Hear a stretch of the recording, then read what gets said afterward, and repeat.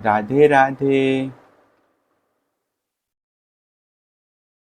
जब उन्होंने देखा कि हास्य की गंभीरता के कारण रुक्मणी जी की बुद्धि चक्कर में पड़ गई है और वे अत्यंत दीन हो रही है, तब उन्होंने इस अवस्था के अयोग्य अपनी प्रेसी रुक्मणी जी को समझाया।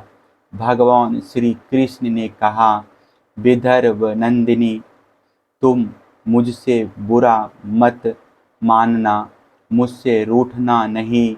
मैं जानता हूँ कि तुम एकमात्र मेरे ही परायण हो।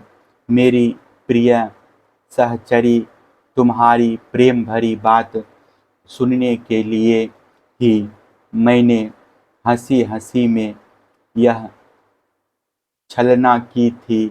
मैं देखना चाहता था कि मेरे यूं कहने पर तुम्हारे लाल लाल होठ प्रणय कोप से किस प्रकार भड़कने लगते हैं।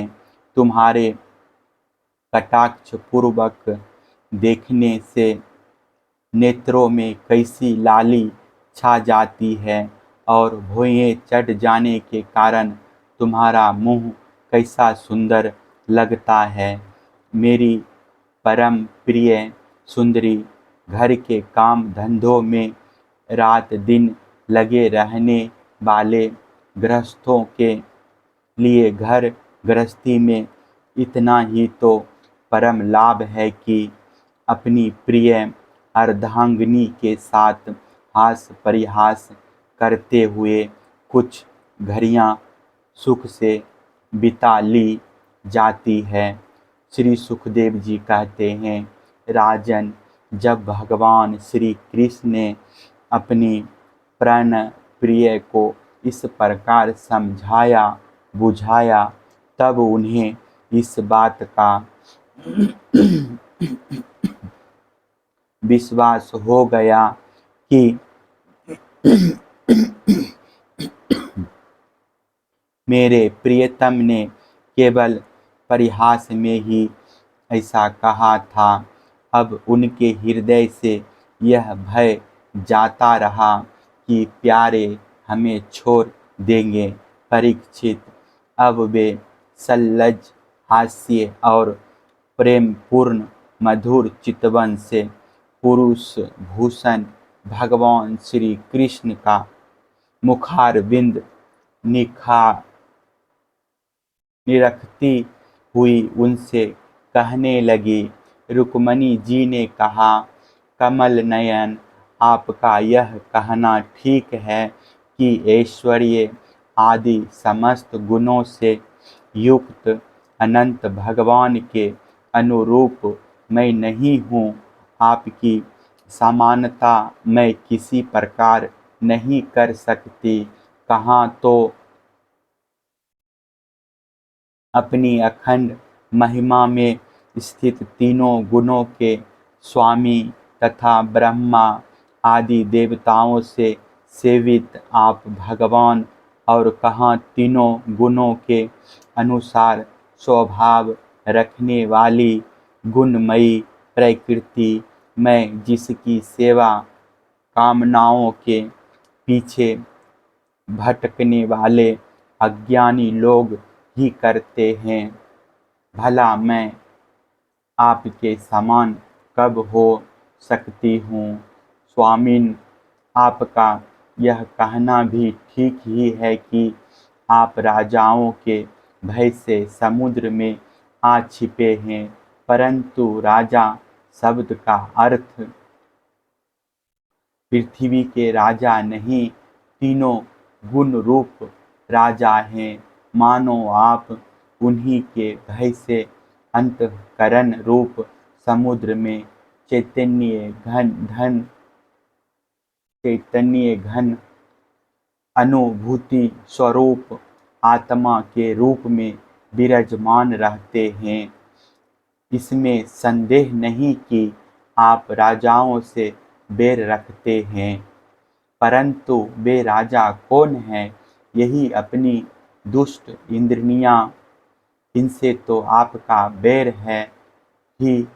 और प्रभु, आप राज सिंहासन से रहित हैं, यह भी ठीक ही है, क्योंकि आपके चरणों की सेवा करने वालों ने भी राजा के पद को घोर अज्ञान अंधकार समझकर दूसरे ही दुत्कार रखा है।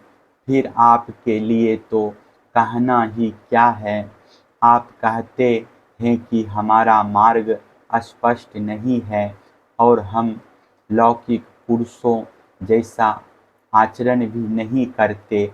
यह बात भी निस्संदेह सत्य है कि क्योंकि जो ऋषि मुनि आपके पद प्रयोगों का मकरंद रस सेवन करते हैं, उनका मार्ग भी स्पष्ट रहता है और विषयों में उलझे हुए नर पशु उसका अनुमान भी नहीं लगा सकते। और हे अनंत, आपके मार्ग पर चलने वाले आपके भक्तों की भी चेष्टाएं जब प्रेम अलौकिक ही होती है, तब समस्त शक्तियों और ऐश्वर्यों के आश्रय आपकी चेष्टाएं अलौकिक हो, इसमें तो कहना ही क्या है। आपने अपने को अकिंचन बतलाया है, परंतु आपकी अकिंचनता दरिद्रता नहीं है।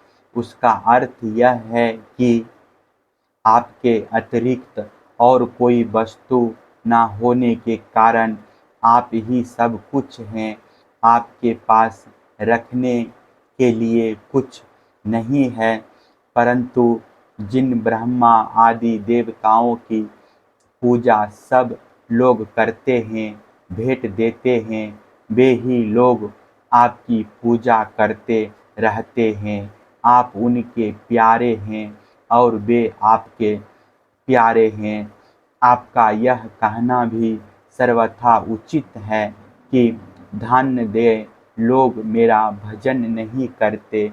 जो लोग अपनी धन्यता के अभिमान से अंधे हो रहे हैं और इंद्रियों को तृप्त करने में ही लगे हैं, वे ना तो आपका भजन सेवन ही करते और ना तो यह जानते हैं कि आप मृत्यु के रूप में उनके सिर पर सवार हैं।